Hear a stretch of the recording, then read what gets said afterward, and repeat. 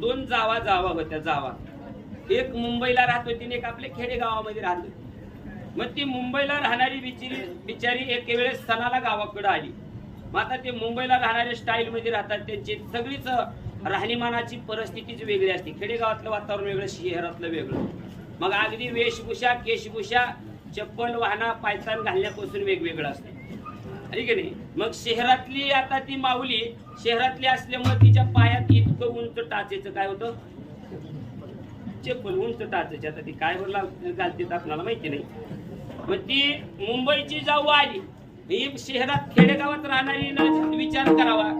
तिला बी वाटलं असल्या उंच टाचेचे चप्पल लिहून कशी फिरत असेल, मी बी घालून बघावं. आणि ते उंच टाचेचं चप्पल घातलं, बरं गबी बसली ना तिथं 4 चक्रा माराव्या घराच्या भोवताली. कणगऱ्याच्या तळात गेली जळण आणायला. जळण आणायला गेली, ते जळण काढलं. सरपणाचा बहारा डोक्यावर घेतला आणि 4 पावलं टाकले नाही. तर आता हिला काय तसल्या उंच चालायची सवय नव्हती. ही पाय मुरगळला, पल्ली, पाय सुजला, गोट्यापाशी पाय पिचकला, मुडपाला काय असेल ती, आणि आली रिकामी गावाकडे. आल्यानंतर मग तिला दवाखान्यात नेण्यात आलं. वाचार्थ लक्षार्थ सांगतो. दवाखान्यात नेलं, पाय सुजलेला. डॉक्टर साहेब म्हणले की सूज कमी होऊ द्यावी लागेल. मग सूज कमी झाली आणि परत दवाखान्यात नेलं. आणि डॉक्टर साहेब ती अनपड होती खेडेभागातली, म्हणजे डॉक्टर काय झाले बघावं लागेल म्हणले, असं वरून कळत नाही. मग तुमच्या पायाचा एक्सरे काढावा लागेल. आता तिला एक्सरे म्हणजे काय माहिती, सामान्य होती ग्रामीण भागातली.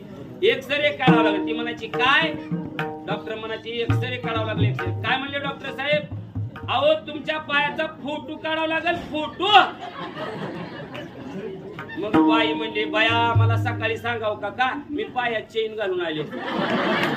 तुझ्या पायाच्या हाडाचा काढायचा का चैनाचा काढायचा. वाचार्थ लक्षार्थ चरित्र उच्चार करावा का आचरण करावा याच्या करता मानवी विनोद हसण्यासाठी नाही.